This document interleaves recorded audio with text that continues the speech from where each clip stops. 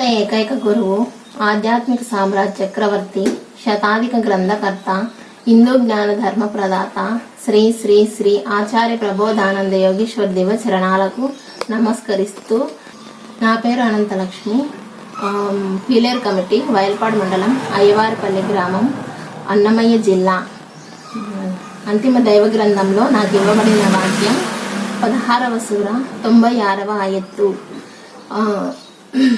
మీ దగ్గర ఉన్నదంతా నశించిపోయేదే, అల్లా వద్ద ఉన్నది మాత్రమే మిగిలి ఉంటుంది. అల్లా అనగా దేవుని వద్ద మాత్రమే మిగిలి ఉంటుంది. మనిషి తమకు బుద్ధి వచ్చినప్పటి నుంచి ధనము, బంగారు, వాహనములను, స్థిరాస్తులను, ఇల్లు, భూములను, స్థిరాస్తులను సంపాదించుకొని నా వద్ద ఇంత ధనం ఉన్నది, నేను ఇన్ని స్థిరాస్తులు సంపాదించుకున్నానని అనుకొనుచుందురు.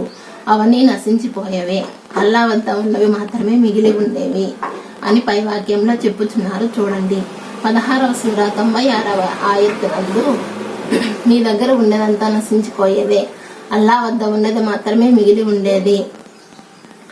ఓర్పు వహించే వారికి మేము వారి సదాచరణలకు గాను తప్పక ప్రతిఫలితములను ఇస్తాము.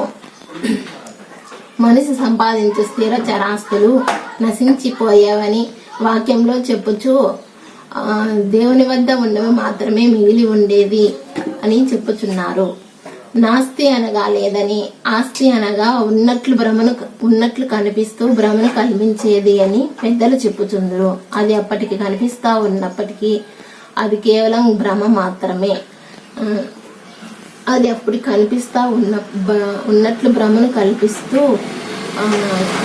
కొంతకాలానికి అదైనా వాడిని వదిలిపోతుంది, లేక వాడైనా దానిని వదిలిపోతాడు. లేనప్పుడు లేని వానికి ఏదీ లేదు కాబట్టి వాడు పోయేది లేదు, అది వాడిని వదిలిపోయేది లేదు.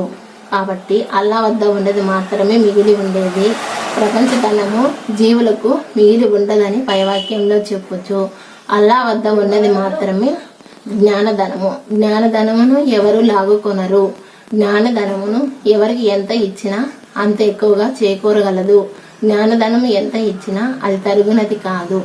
అందువలన జ్ఞానధనము ఎవరికి ఎంత ఇచ్చినా అది చేకూరగలదు. ప్రపంచ ధనము కర్మను బట్టి వచ్చినది కాబట్టి జ్ఞానధనము అది జీవన శ్రద్ధను బట్టి వచ్చుచున్నది. కొంత జ్ఞానధనం సంపాదించుకున్నవాడు ప్రపంచ ధనం మీద పూర్తి ధ్యాసను వదిలి జ్ఞానధనము మీదనే పూర్తి ధ్యాసను కేంద్రీకరించును. అందువలన దైవ జ్ఞానధనము మనిషికి తొందరగా చేకూరగలదు. ప్రపంచ ధనము మనిషి కర్మను బట్టి చేకూరు ఉండదు కాబట్టి అది వచ్చేది ఏదైనా ఉంటే వస్తుంది, రానిది ఏదైనా అది మనిషి ఎంత శ్రద్ధను పెట్టుకున్నా రాని దాని మీద, ప్రపంచ ధనం మీద అది వానికి చేకూరదు. అదే దైవజ్ఞానం మీద మనిషి శ్రద్ధను పెట్టుకుంటే, ఎంత సదాచరణ ఉంటే అంత వానికి చేకూరగలదు అని పై వాక్యంలో తెలియజేశారు.